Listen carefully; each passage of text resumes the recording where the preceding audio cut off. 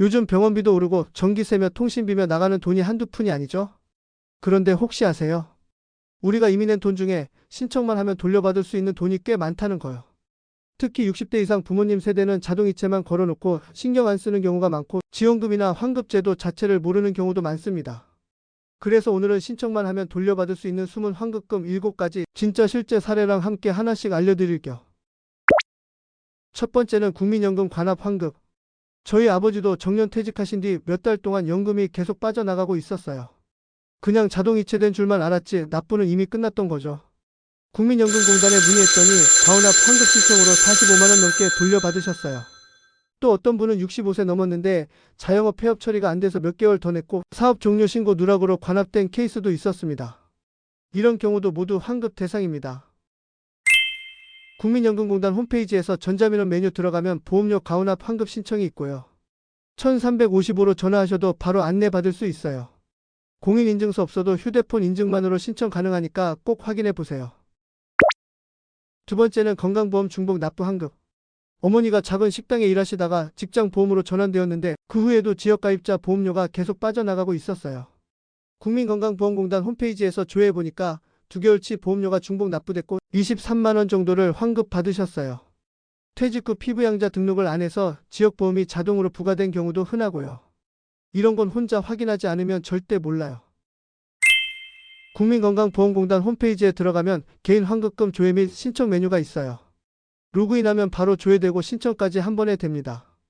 헷갈리면 1577-1000으로 전화해서 물어보셔도 친절히 알려줘요.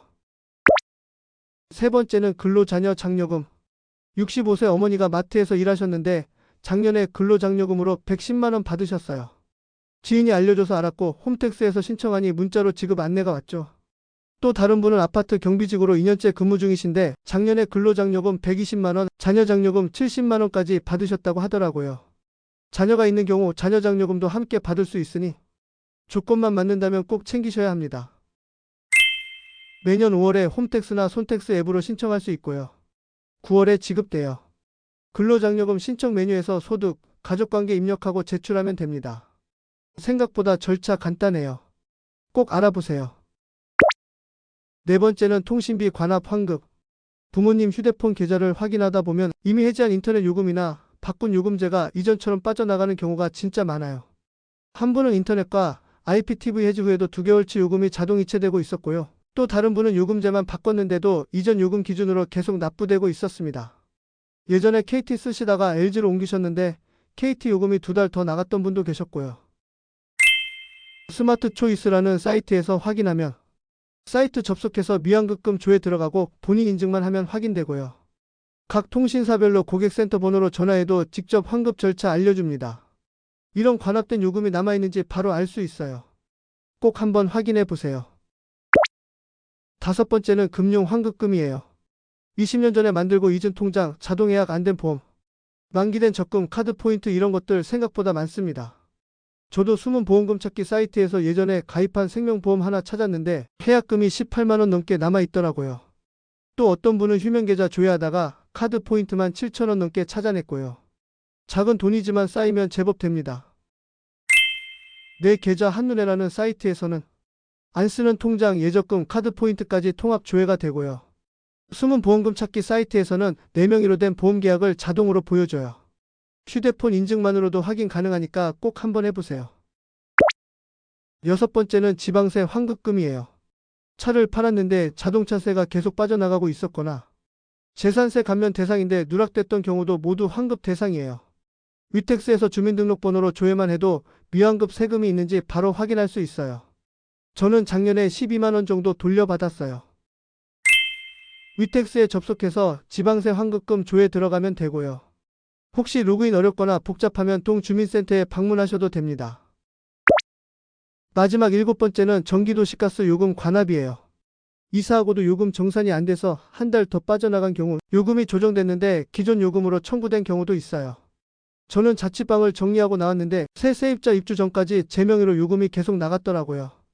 도시가스사 고객센터에 전화하니 바로 환급 신청 도와줬어요. 전기는 한국전력 123번, 도시가스는 각 지역별 고객센터로 전화하면 되고요. 홈페이지에서도 신청 가능해요. 전월 요금이 이상하게 많다고 느껴졌다면 꼭 확인해 보세요. 이렇게 숨은 환급금 7가지는 한 가지 공통점이 있어요.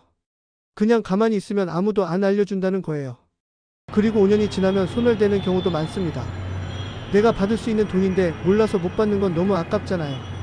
한 군데서 몰아서 줘야 되는 게 아니라 정부24, 위텍스, 국민건강보험공단, 국민연금공단, 홈택스, 스마트초이스, 숨은 보험금 찾기 등 사이트별로 따로 들어가야 해요. 정부24나 토스, 카카오페이, 페이코 같은 앱으로도 일부는 확인 가능하니까 조금씩 해보시면 생각보다 쉽게 찾을 수 있습니다. 그리고 가장 중요한 건 이런 환급금은 대부분 5년 이내 신청만 가능하다는 점. 그냥 두면 아예 못 받는 경우도 많아요. 혹시나 계좌 지금 확인할 수 있다면 꼭 한번 점검해 보시고요. 이 영상도 공유해서 주변 분들 놓치지 않게 도와주세요. 앞으로도 복잡한 제도 어려운 정책 누구보다 쉽게 알려드릴게요. 구독과 좋아요, 알림 설정 부탁드립니다. 감사합니다.